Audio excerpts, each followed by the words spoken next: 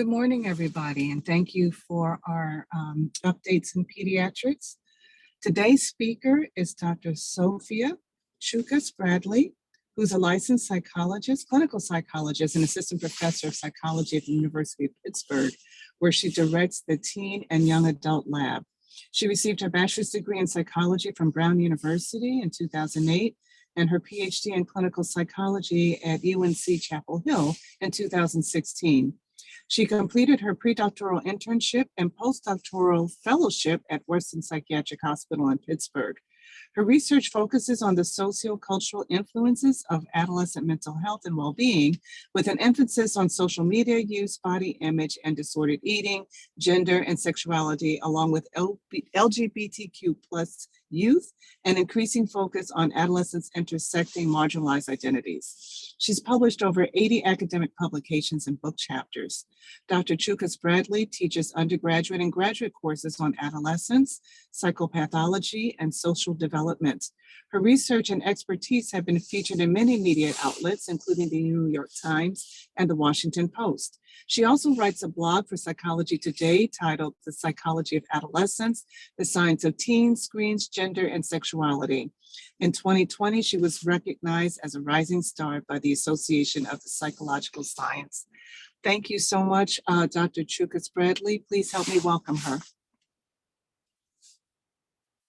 Thank you so much. It's such a pleasure to be here, and I will go ahead and get started. So I am Sophia Choukas-Bradley, and I'm going to be talking to you today about some of the research that my lab and others have been working on related to how social media affects adolescent mental health, with an emphasis on the role of body image. You heard a little bit about me through my bio. I'm the director at the University of Pittsburgh of the Teen and Young Adult Lab and an assistant professor there at Pitt. I am in the developmental, social, and clinical psychology areas, and I am a licensed clinical psychologist, although I am not currently practicing. And the focus of this talk today will be on social media and how it affects adolescent mental health. But first, we'll give a little bit of background on the adolescent developmental period and what's been called by the media the teen mental health crisis, which I do feel is an accurate depiction of where we're at in terms of rates of mental health concerns and symptoms of psychopathology among adolescents today. I'll talk to you next about how social media can be thought of as a double-edged sword, as the title of the talk suggests. So how can social media affect teens in both positive and negative ways? And an emphasis of this talk and of my work more broadly is on how social media really taps into key adolescent developmental motivators and developmental processes, and how that can have both positive and negative implications for developmental outcomes and mental health. One of the major emphases of my work and of this talk is the idea of social media potentially providing the perfect storm for the development of body image concerns, particularly for adolescent girls. And I'll wrap up with a summary and some clinical implications, although the work I'm presenting today is primarily basic science rather than applied, and that is giving you some information about what we're seeing with regard to processes and outcomes, but not yet the results of testing interventions. That's a future direction for this work. And the bulk of the talk will really be on this piece about the perfect storm, how social media can affect girls' body image and mental health. All right, so the objectives for this talk, I hope that by the end, you'll be able to explain why using highly visual social media, such as TikTok, Instagram, and Snapchat, is developmentally normative for adolescents. So although it can confer risk, it is developmentally normative. I hope you will be able to identify specific social media experiences that can serve as risk and protective factors for adolescents' mental health. And I hope you'll be able to explain how social media can negatively affect adolescents' body image concerns, especially for girls. And I will save 10 minutes at the end for us to have a discussion for me to answer your questions. So a little bit of background on adolescent development. I became a clinical psychologist to try to understand why we see such strong increases in mental health concerns during the adolescent developmental period. And I've come to think of adolescence as a fascinating period of life with opportunity for great growth and risk. In terms of just the basics of development, other than the first 2 years of life, adolescence is the developmental period in our lives when we experience the most rapid and profound changes. So we see an incredible increase, as you all know, in height and weight. So physical growth is dramatic during this period of time. We also see tremendous cognitive development. The brain is undergoing tremendous developmental changes in which the reward-related areas of the brain develop earlier than the cognitive control areas, for example, areas of the prefrontal cortex. And all of this comes together to make adolescence a really fascinating period characterized by identity exploration and identity development processes. During adolescence, we also see this huge heightened importance of peers. Peers become very developmentally salient. And by that, I mean adolescents are really motivated to do things, for example, to engage in behaviors or to adopt attitudes that are normative in their peer group or that will be valued by their peers and that will lead to greater peer status, for example, popularity. As I mentioned, this is a time of great opportunity and risk. And with the opportunity and risk that come along with the developmental plasticity, the plasticity of the brain during adolescence and these huge social, cognitive, biological changes, we do see this heightened susceptibility to mental health concerns, leading the CDC and then in turn mass media and to some extent the psychological and medical fields to label what's going on right now as a teen mental health crisis. On the right here, you see an image I put together for my Psychology Today blog last year. It's actually from 2022. I mistyped there, but the data the CDC collected are from 2021. I'll note that I haven't updated this infographic to take into account the new CDC data from just a few weeks ago, which show even greater mental health concerns. But a year ago, over half of female teens, this was assessed based on sex and not gender, reported persistent sadness or hopelessness in the past year based on a question the CDC asked that's very similar to symptoms of depression as we conceptualize them in psychology and medicine. And over a quarter of female teens in the US reported seriously considering suicide in the past year, with over a tenth actually reporting a past year suicide attempt. And the rates of these concerns were even higher among LGB adolescents, lesbian, gay, and bisexual adolescents. I'll note that the T is not here. That's intentional because the CDC did not assess for transgender, non-binary identities. But we saw that over 3/4 of adolescents reported persistent sadness or hopelessness in the past year among lesbian, gay, and bisexual youth, with nearly half reporting seriously considering suicide and over a quarter reporting an actual past year suicide attempt. These are very high rates of concern. I also want to note, I do refer throughout this talk at various points, and it will likely come up in the Q&A, to LGBTQ plus identities. I want to note that affirming language for LGBTQ plus identities changes over time. This talk is being recorded and I am giving this talk in early April of 2023.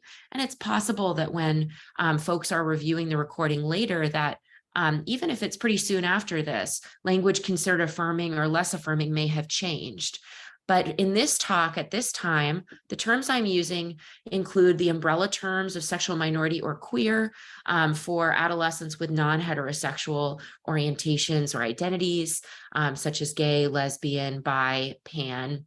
And when I say transgender, trans, or gender minority, I'm using these terms as umbrella terms for any gender identities that do not match an adolescent's sex assigned at birth. Whereas, and I'm including both binary and non-binary, non-cisgender identities here.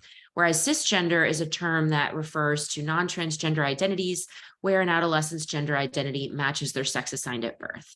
For example, I identify as a cisgender woman, my sex assigned at birth matches my identity as a woman, and I do identify as queer, and I am a woman who's married to another cisgender woman. And so sexual orientation and gender identity are not the same. Let's move into talking about this idea of how social media is a double-edged sword for adolescent development and mental health. So we'll talk about how social media interacts with adolescent development in both positive and negative ways. The research literature on how social media affects mental health currently suggests that teens' overall time on social media has only a small association. It's a statistically significant association, but across many studies, we see that the link between time spent on social media and depressive symptoms is small. What matters are the subjective, specific experiences with social media. This is what we should focus on as clinicians, as parents, and in our discussions about policy. There are specific experiences we'll talk about related to social media that can lead to either positive or negative developmental outcomes. It's not just our kids spending a certain number of hours using social media. Asking, is social media bad or good for adolescents' mental health, is like asking, are peers bad or good for adolescent mental health? That's an almost meaningless question because social media use is virtually ubiquitous among teens today, and it represents many, many, many different social experiences and media experiences adolescents have. So let's talk about how social media intersects with adolescent development, both positively and negatively. So thinking back to the slide I showed you at the beginning, and if you're just coming in now, I talked about the key developmental features of adolescence. And one key developmental feature is that adolescence, roughly the ages from 11 to 24, includes this heightened salience and importance of peers for sense of self and for the behavioral decisions adolescents make. And when we're thinking about adolescence as a developmental period characterized by heightened importance of peers, social media can positively contribute to adolescents' peer relationships. So, for example, if we think about the key developmental tests and features in this time period, again, roughly ages 11 to 24, where adolescents have a strong, strong need for peer belonging and social support, and a need for peer status, such as popularity in the peer hierarchy. These are developmentally normative, evolutionarily based needs that adolescents have, and social media can enhance adolescents' pursuit of these needs and goals. So, for example, social media provides 24/7 access to social support. Some adolescents, for example, LGBTQ+ adolescents living in rural areas, so that's sexual and gender minority kids of all different identities who don't necessarily have access to peers with other queer and trans identities in their immediate real life in-person social context, they can access support and they can find community with folks with similar identities around the world. And another positive aspect for some adolescents, if you look at the bottom row there, is that adolescents can see these quantifiable indicators of peer approval. It's definitely a double-edged sword, as the title of my talk suggests, and I'll show you the negatives on the next slide. But some adolescents report in research studies that when they can see people liking and responding to, commenting on their posts, it can give a sense of peer approval and belonging, which can promote the sense of, oh, I'm liked, I am popular, and it can promote well-being. On the other hand, thinking about these same developmental needs for peer belonging and support and for peer status, the high visibility and quantifiability, the quantifiable metrics such as likes and comments that accompany peer rejection can increase depressive symptoms. So, for example, rejection could mean being left out of a social event. The second bullet point here of peer victimization can refer to cyberbullying experiences. The 24/7 availability of social media creates a context in which adolescents are exposed in some cases to a greater sense of peer rejection and peer victimization. And adolescents also, this third bullet point here, often report that the pressure to be available 24/7 can create a lot of stress. It can displace sleep if adolescents are sleeping with their phones next to them, and it can increase depressive symptoms. In terms of the need for peer status, adolescents may engage in something called upward social comparisons, where they're comparing themselves. We all do it, but it's especially developmentally salient during adolescence. We compare ourselves to those we feel are better than us or have more than us on some metric. So, for example, if adolescents are comparing themselves to what they see online of highly curated, edited, attractive images, attractive in terms of body image presentation and access to wealth and vacations, access to romantic partners, whatever the dimension may be, when adolescents are comparing themselves to influencers, popular peers, or any peers who they feel are better than them in some way, that can increase mental health symptoms and concerns. And there's also a pretty strong and increasing research base to suggest that for individual adolescents who overvalue quantifiable metrics, so for example, adolescents who report that they really care about how many likes their posts receive and who will take down their posts if they don't get enough likes, this is associated with increases in mental health symptoms. Let's turn to another key set of developmental tasks we've mentioned. Adolescence is a period when a developmentally normative task is to engage in identity exploration and the development of one's identity. Who am I and who do I want to be? And we know that within identity development and exploration, adolescence is a period when kids are very egocentric. They have a heightened focus on the self. That's developmentally normative and evolutionarily based. We also know that adolescents are exploring, in many cases, their gender and sexual identities and their racial and ethnic identities. And on the positive end of this spectrum, we know that adolescents can engage in identity exploration online that may promote well-being and positive body image. For example, adolescents can try out different ways of presenting themselves in photos or different ways of expressing themselves in writing. And for adolescents with marginalized, minoritized gender and sexual identities and/or racial and ethnic identities, social media can provide access to information and community that can broaden adolescents' understanding of what is even possible in terms of identity.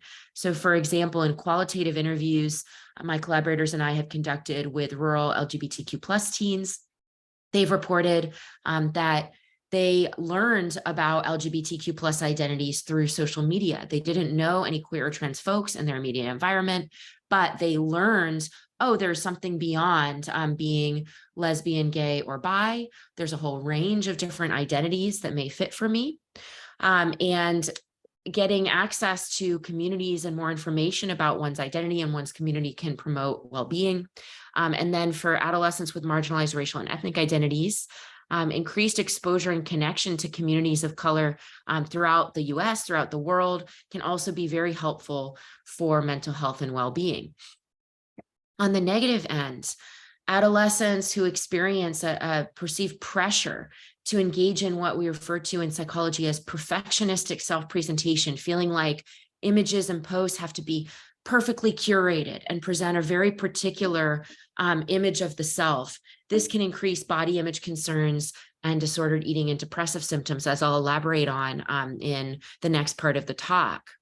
And when it comes to adolescents with marginalized identities, of course, social media involves, in some cases, increased exposure to hate speech and other what we would call minority stressors. So for example, for gender and sexual minority youth, exposure to homophobia and transphobia, and for youth of color, increased exposure to racism. When we think about this other piece of adolescent development where we see heightened susceptibility to mental health concerns, in part related to brain developmental patterns I talked about earlier, and in part related to broader social changes during the adolescent developmental period. When it comes to how social media can positively impact mental health concerns, you'll see here I'm talking about the literature on self-injurious thoughts and behaviors and suicidality, as well as body image concerns and disordered eating. So on the positive end, social media can help to destigmatize depression and suicidality and can help destigmatize the need to seek mental health resources or therapeutic care, mental health care. And social media on the positive end can help greatly with the dissemination of mental health resources that may not otherwise be available.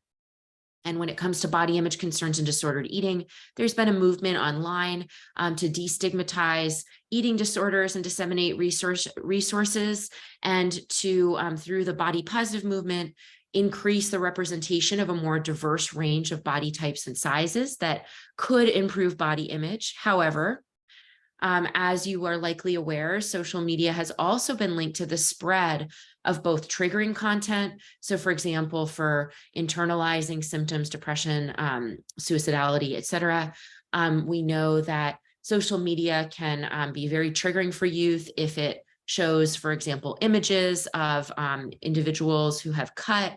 That can be triggering. Exposure to information about how common suicidal ideation is may increase adolescents' own suicidal ideation. And of course, there's the easily disseminable false and inaccurate information about mental health and mental health care.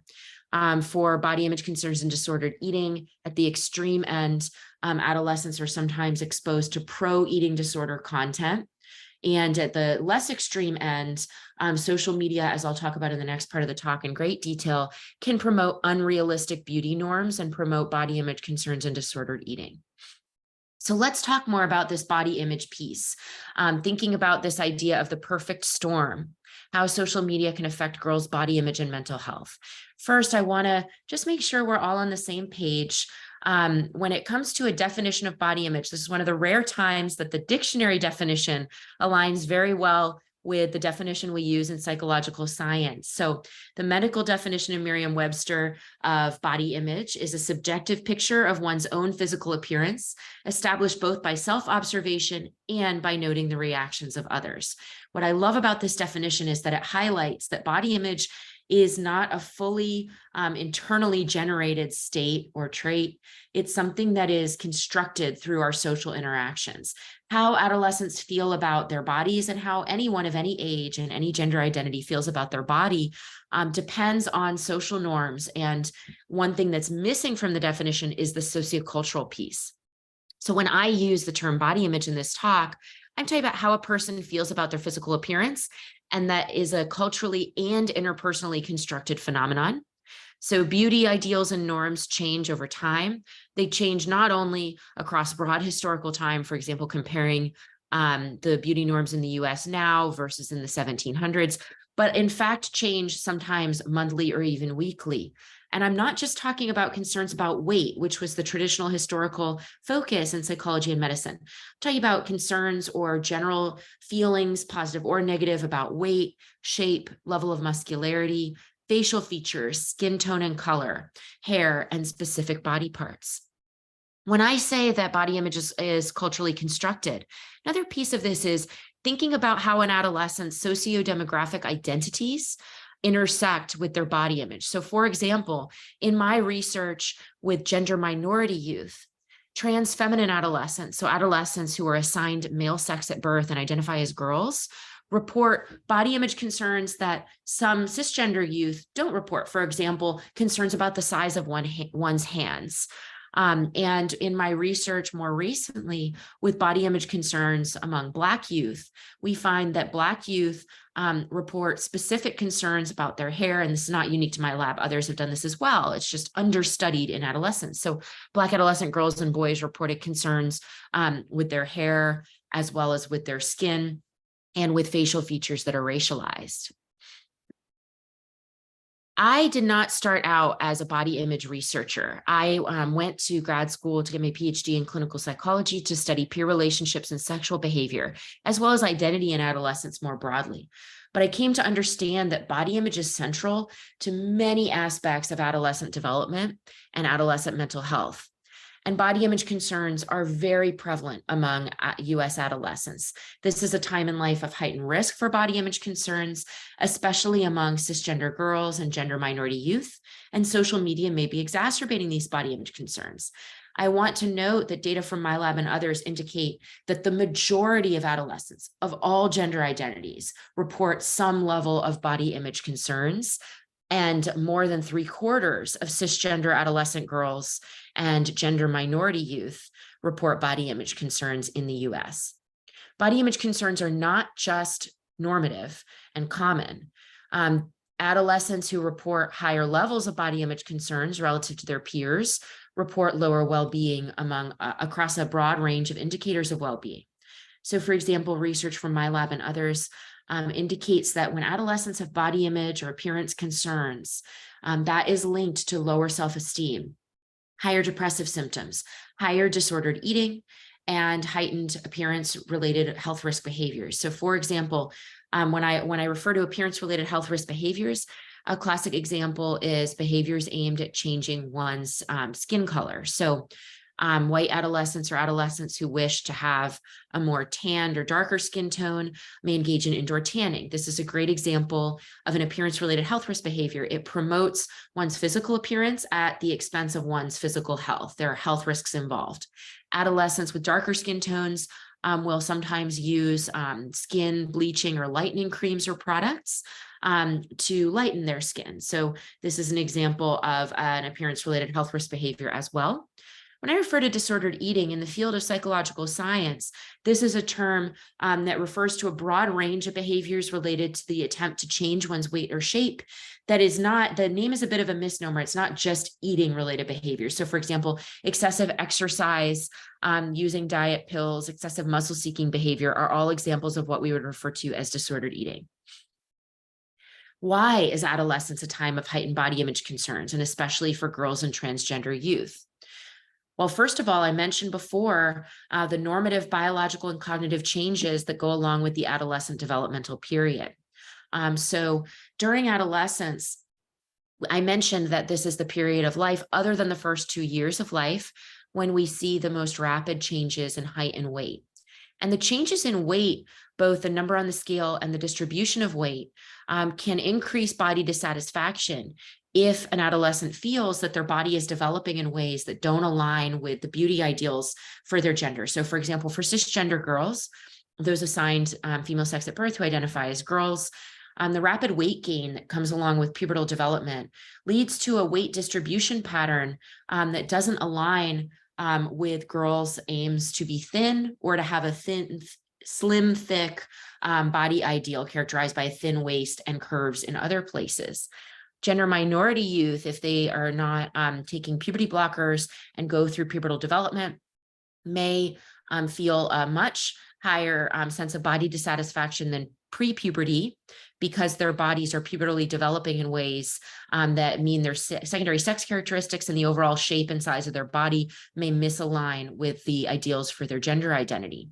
So for example, a trans masculine adolescent who develops female breast tissue may feel a heightened sense of body dissatisfaction because the appearance of the secondary sex characteristics of breasts does not align with one's identity as a boy. Adolescents are also very attuned to cultural gender-related appearance pressures. So I'll talk about social media, and that's a huge focus of my work and of this talk. But more broadly, adolescents are absolutely bombarded, especially adolescent girls, with messages from the media, from parents, and from peers about how physical appearance is central to one's value as a person. So for example, when I'm giving a similar talk to adolescents or college students, I ask, what do people mean when they say, how did he get her? That's something that adolescents and young adults say a lot about romantic pairings. And when people say things like that, what I just said is heteronormative, but the point here is when people say things like this, they're not talking about a perceived disparity in the intelligence or kindness of the two people involved. They're 99% of the time referring to a perceived discrepancy in the physical attractiveness based on societal standards of beauty that the two partners are perceived as having. So we casually refer to people as if they are their physical appearance, as if body image is everything, or rather as if physical appearance is everything. I also mentioned that adolescence is a developmental period where kids are really attuned to peer relationships, peer status, peer norms. And they also, on average, initiate dating and sexual relationships. And all of these features of adolescent development can make kids really attuned to how they're self-presenting, to their physical appearance. And the extreme self-consciousness of this period can lead adolescents to feel like they have an imaginary audience. This is a social cognitive phenomenon that's been studied since the 50s, where adolescents feel like they're in a spotlight and that everyone is uniquely concerned with their every move. Social media, I argue, creates a world in which the imaginary audience is no longer imaginary. So this brings us to the perfect storm framework. I argue that the features of social media, for example, its quantifiability, and it's when we're talking about highly visual social media, its focus on visual cues and physical appearance. I argue that these features of social media intersect with gendered sociocultural appearance pressures, for example, the overemphasis on women's and girls' physical appearance, and that those intersect with adolescent developmental factors to increase the risk for body image cognitions and concerns. So for example, body dissatisfaction, shame about one's body, or self-objectification, being overly concerned with how one looks to an external perspective, from an external perspective. And I believe that body image concerns are a key missing link in the debate that is happening on a national stage about whether social media affects mental health concerns. For many adolescents who report that social media has affected their depressive symptoms, their disordered eating, or their mental health in other ways, I argue that body image is likely a key mechanism underlying the link between social media use and mental health concerns. And let me break down why that is. I argue in a recently published series of papers that social media can affect girls' body image, both through increasing, and by the way, this is true for adolescents of all gender identities, but my work has recently really focused on cisgender girls. So social media increases adolescents' focus on other people's physical appearance, and encourages adolescents to engage in social comparisons, these upward social comparisons I mentioned, with idealized images. And I argue that social media is affecting changing beauty standards. And I'll talk more about that in a little bit. But social media doesn't just exacerbate the focus on other people's physical appearance. It also can exacerbate the focus on one's own appearance through a set of processes I refer to as, it's a mouthful, appearance-related social media consciousness. And I'll talk more about that in a few moments. As for social comparisons with other people's images, social media encourages these upward social comparisons with unrealistic and unreal images. On the bottom right, we see a before and after shot of how someone appeared on the right on social media versus how they look in their everyday life. And images are not only carefully chosen and curated.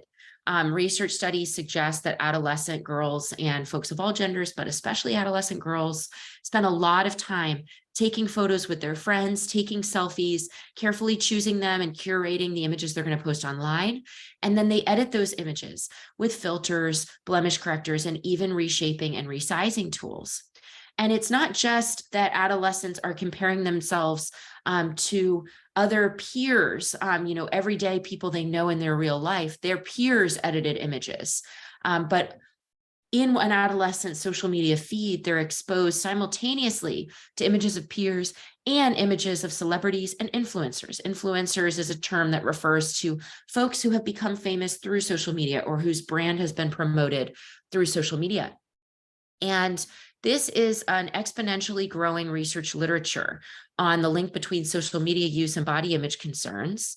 But we know from self-report studies, as well as experimental studies that I'll elaborate on in a moment, that adolescents who either self-report or are seen in a carefully controlled experimental study to show greater appearance-related concerns on social media, that's linked to body image concerns more broadly. So let me give you one example, not from my lab, but this is a study done by Kleemans and colleagues in the Netherlands in 2018, or rather it was published in 2018. A limitation of this study is that the participants were vast majority white adolescent girls. And what the researchers did is they exposed adolescents to one of two conditions. Three. One, there was a total control condition with non-human images. But for purposes of what we'll focus on right now, adolescents were either exposed to images on the left panels here. These are images the researchers found online that they did not further manipulate. Versus on the right, we see images that have either been retouched through blemish correctors and coloring correctors, or actually resized and reshaped. So for example, you can see the waist and stomach area here has actually been reshaped and resized relative to the original image. And girls were either exposed to the images on the left or the images on the right, or a control condition. And there were some really key findings here. So girls who were exposed to the manipulated images reported that they liked the images more than girls in the unmanipulated photo condition. Girls in the edited photo condition reported that they did not know that the images had been manipulated. And most importantly, they reported immediately worse body image in the moment as compared to girls in the condition where photos hadn't been manipulated. And this was true only for girls with generally high social comparison tendencies.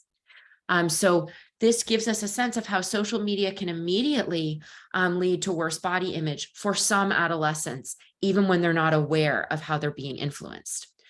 I'm going to show you a very preliminary study from my lab where I am using eye tracking technology to understand how adolescent girls fixate visually on social media images, Project Tags. And we gave adolescent participants, this was just very preliminary, 50 adolescent girls, roughly 2/3 white and roughly 1/3 Black in the Pittsburgh area, age 13 to 17, all identified as cisgender girls. We used the cover story that we had developed, a new social media platform called Funnel. We told kids that Funnel literally funnels posts from other social media platforms into one platform, just what we all need. And our cover story was that we wanted the girls' feedback about this social media platform, about Funnel, before we rolled it out in future research studies. And this was true. That part was not deception, but we did use what we call in psych science research deception, in that we had a primary goal that was different than what we said. So our primary goal was to use this eye tracking technology to see where girls were visually fixating on the screen. And when I say this is a proof of concept study, we didn't have enough participants to have sufficient statistical power to publish these findings. So this is very preliminary, just to give you a sense of what we're working on and the direction it's going in. So images had been rated before the experiment based on their level of attractiveness, according to societal standards of beauty. And the image on the left had been rated as less attractive than the image on the right by this pre-test sample. And what we saw across the sample is that on average, adolescents were much more likely, as shown by the red markings here, to visually fixate on the image on the right. So adolescents in this sample visually fixated on attractive images more than less attractive images.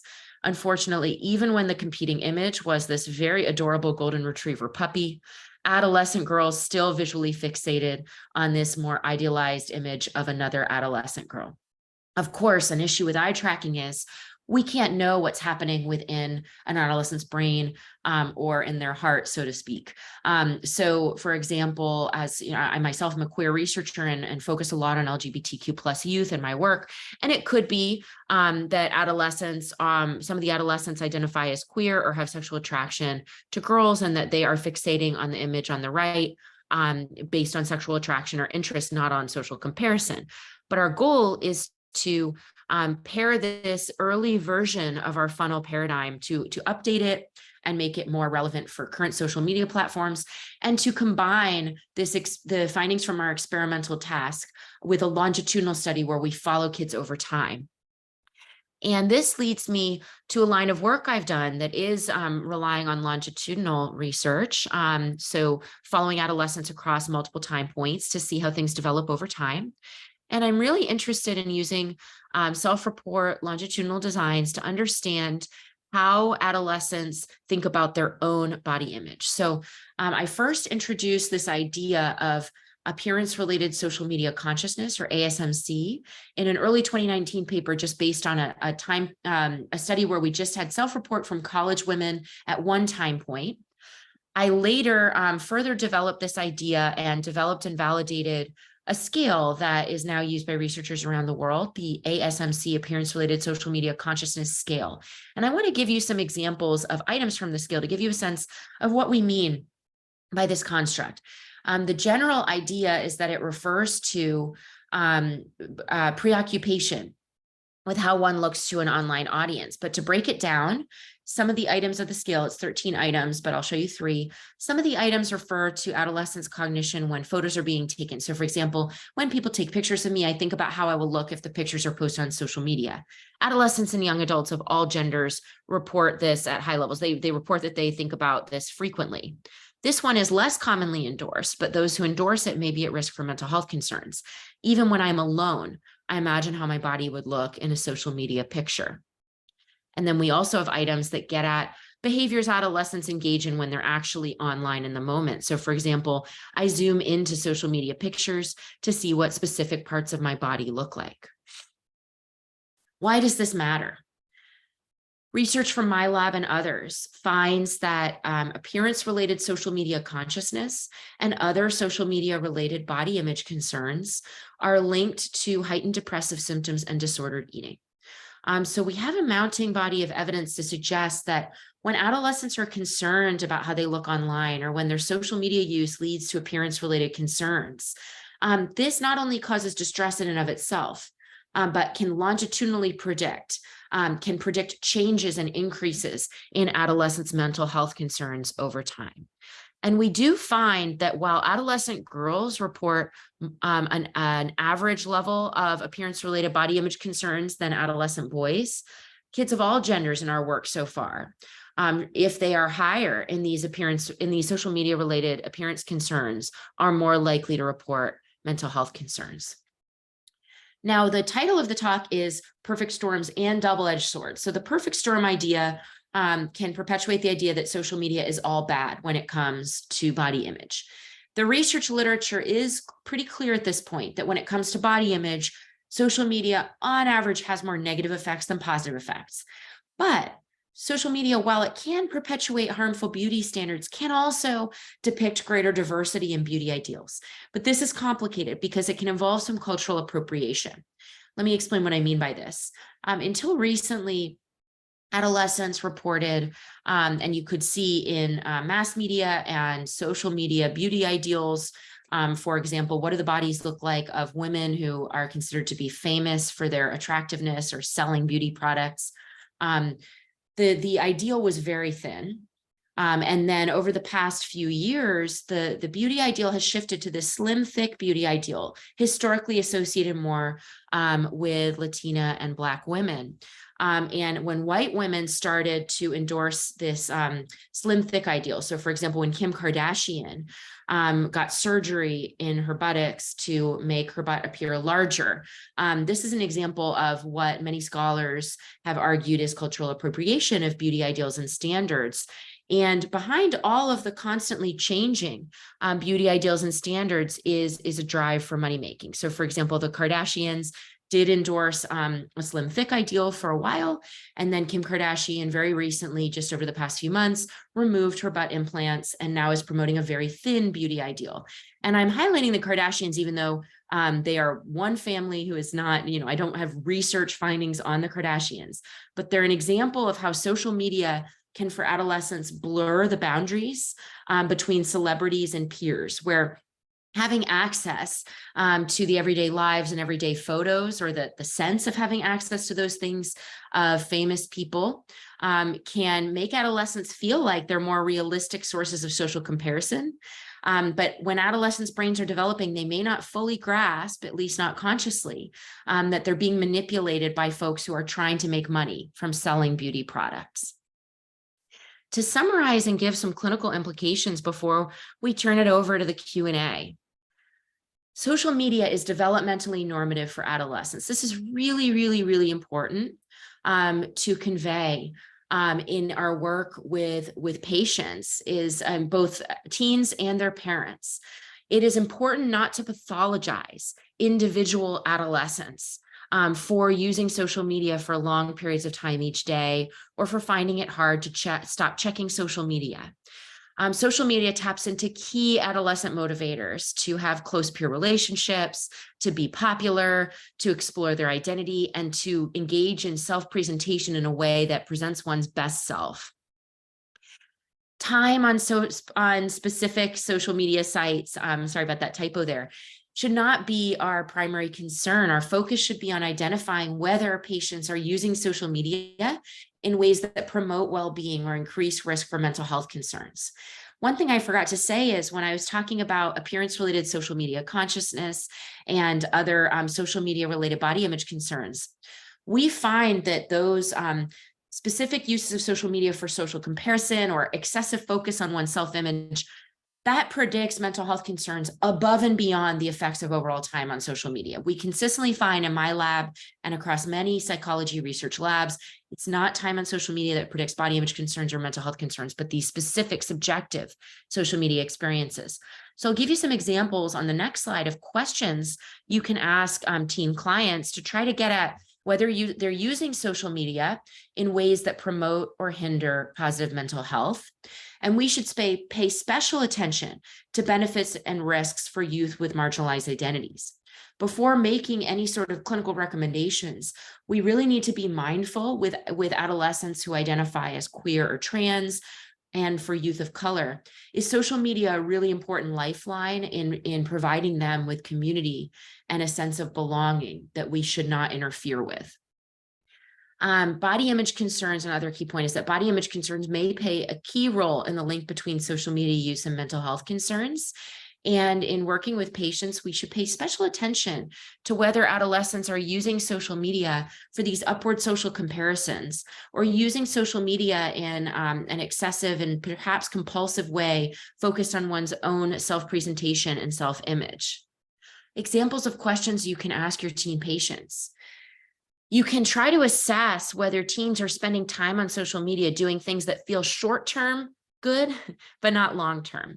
So many adolescents, and all of us, this is true for adults as well, use social media in ways that give us quick dopamine hits. For example, posting things that will get a lot of likes quickly that don't actually contribute to long-term satisfaction with their lives, long-term well-being. Assess how much adolescents are spending time on social media doing things that cause stress. So for example, many adolescents find it very stressful to feel pressure to be available for their peers 24/7. Ask teen patients if that's happening. Does the teen's time on social media reflect their main values? For example, if a core value is meaningful connections with people in their life, does their time on social media actually reflect the drive for connection? Or is it more about self-presentation and gaining more likes and followers? What would it look like to spend time on social media doing things that make you feel good long-term and not just short-term?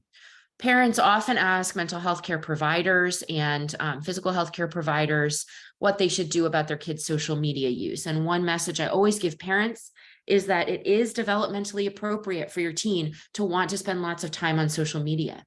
The question is, how are they spending that time? Again, for anyone who came in late, and just to reemphasize this point, when parents ask, is social media bad or good for my kid's mental health? That is like asking, are peer relationships bad or good for my kid's mental health? Peer relationships are a necessary part of life. Some peer relationships increase risk for risk behaviors and mental health concerns. Some peer relationships are absolutely critical for kids' well-being. It's the same with social media. Not all social media use is the same, and it confers both developmental risks and advantages. Is your teen using social media for connection goals related to relationships or for validation or status goals related to appearance? The former is more beneficial for well-being. And are adolescents engaging in upward social comparison? How does that make them feel?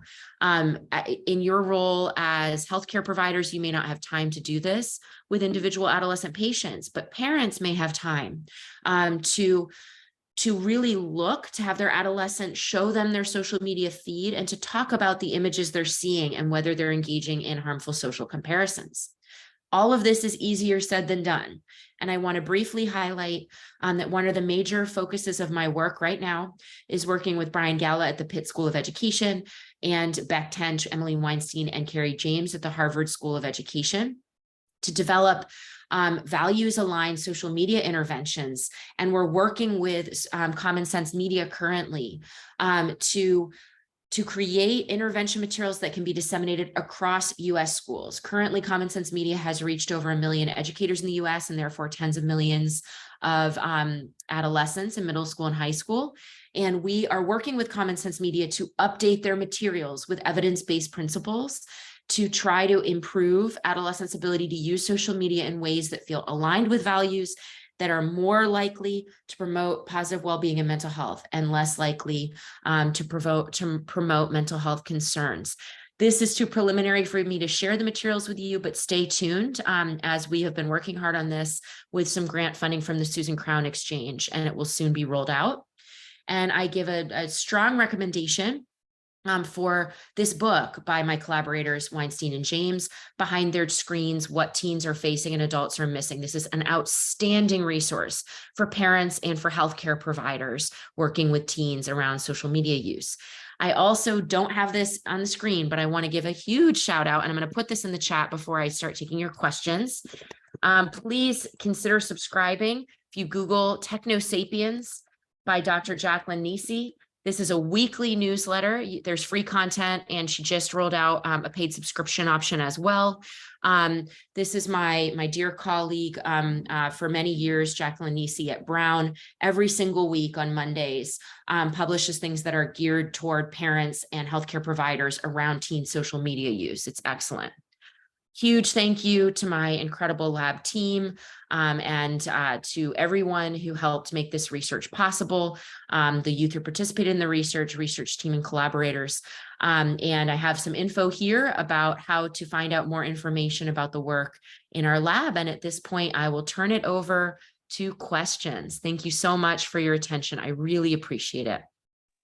I don't know who raised their hand first, but Jen, did you see who that was? I think it was Dr. Benjamin's. Okay, wonderful. Dr. Benjamin, I would love to hear from you. Hi, good morning. I hope you can hear me okay. Hear you great. Thanks so much. Thank you so much for this amazing talk. It is so relevant and so needed. And so I really appreciate the content and the presentation. I'm an adolescent. I'm an adolescent medicine physician with Wayne Pediatrics. And so this is absolutely relevant to the patients that I see. So I just wanted to say thank you, but I also had a question in that I am currently working with several families that I think would really benefit from the information that you presented in this talk.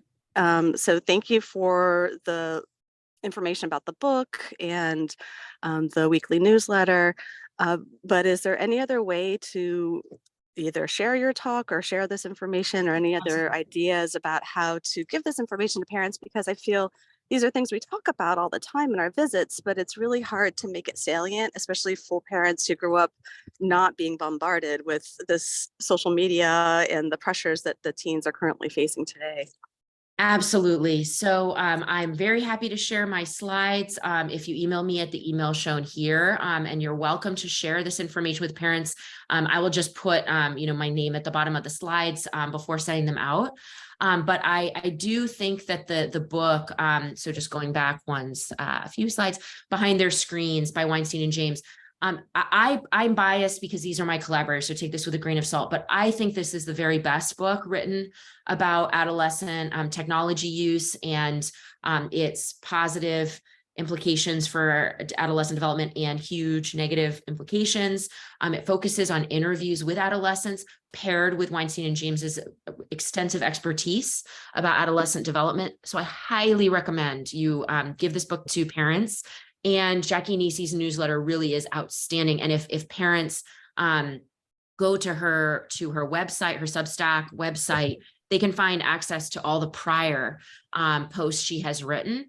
And then this intervention that we're going to be rolling out with Common Sense Media, an early version will be disseminated on the Common Sense Media website completely for free in roughly July.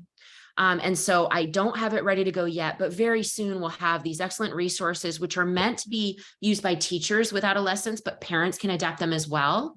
And Jackie Nisi, who does the Techno Sapiens Substack newsletter, is also going to be adapting those materials for clinicians.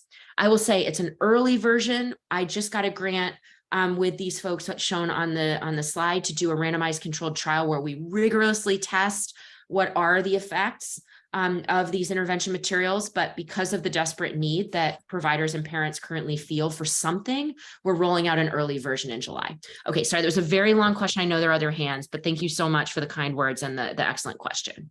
Thank you. Thank you. Yeah. Dr. Benjamin? Yes. Hello. Oh, that you were who just you just asked the question. I'm so sorry. Yes, it's okay. I think Elizabeth. We have Dr. Secord and then Dr. Bikes. Yes. So It's Liz Secord. I just had a simple question that maybe too simple, but this was very interesting. Thank you, and if a little frightening. But we're all very used to so much social media. But before there was social media, we still had some of these same issues. Particularly with teenage girls and young women. And I wonder if there are studies that predate social media and compare the effects of what would have been advertising then or teen magazine with what we have now. Yeah, it's an excellent question. So in the interest of time, I cut some of the slides I normally show, which address this exact question. So the overemphasis on appearance, the presentation of idealized beauty standards and bodies is not new to social media, but research from my lab and others comparing the effects of mass media and social media finds that social media does have unique negative effects on body image. And that's for a number of reasons. One, whereas mass media images always showed images of people who adolescents didn't know in their everyday lives, social media exposes adolescents to images of people who feel like more realistic sources of social comparison. So seeing a photoshopped image of a peer, early research evidence suggests that is even more powerful for body image than seeing an image of a celebrity. And social media presents images of celebrities and peers all in one place. And finally, social media exposes adolescents to these idealized images of themselves. So seeing images of oneself heavily photoshopped can have negative implications for body image. So unfortunately, we do know that while these things are not entirely new, there are new features of social media that make this worse for body image. And I wish I could give a more positive message about it. It does also promote a more diverse range of body image standards. So for example, Black girls are seeing far greater representation of other Black girls and women than they could in mass media images. That's positive, but overall the picture is a little more bleak, unfortunately. Yeah. Thank you. For the question, Dr. Secord. We have one more question by Dr. Bugs. Yes. Hi, thank you very much for intriguing and an excellent presentation. I'm a pediatric endocrinologist.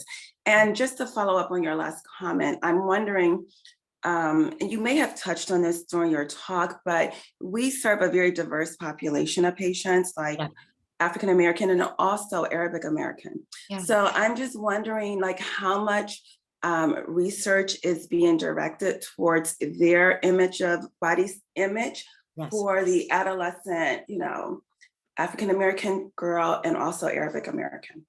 Yeah, so if you email me, I can send you more information about my research and other folks' research on Black girls' body image and how social media affects Black girls and women's body image. There is very little research, but we are working on it. I am aware of no research studies that focus on Arab American adolescent girls, and I think this is a critical gap in the literature. What we do know is that while across adolescents, different racial and ethnic identities and cultural backgrounds, we may see different beauty norms and standards. So for example, there are some differences across racial and ethnic groups in terms of what weight and shape is considered to be ideal, depending on one's gender. So while those beauty ideals and norms may differ, we do see that there seems to be a general effect of social media on body image if individual adolescents are high in social comparison tendencies. So that's something you can assess for all adolescent girls of all races and ethnicities, and that you can also assess for folks of any gender and age is the extent to which they're using social media to compare themselves with images, either of folks from their own racial ethnic group or others. Because if they're engaging in social comparison, it's likely to affect body image regardless of the specific norms they're interested in. But we definitely need more work on how social media affects body image for youth of color, as well as for LGBTQ plus youth. Thanks so much for your question. Thank you. Well, that I think was our last question, and I think Dr. Smitherman may have gotten busy with something else. So I once again want to thank you for your excellent and timely presentation. And hopefully you will give us an update in a year or so. I would love to. It's so relevant to the current situation. So thanks again, and you all have a good day. Thank you. Thank you, everyone. Bye-bye. Bye-bye.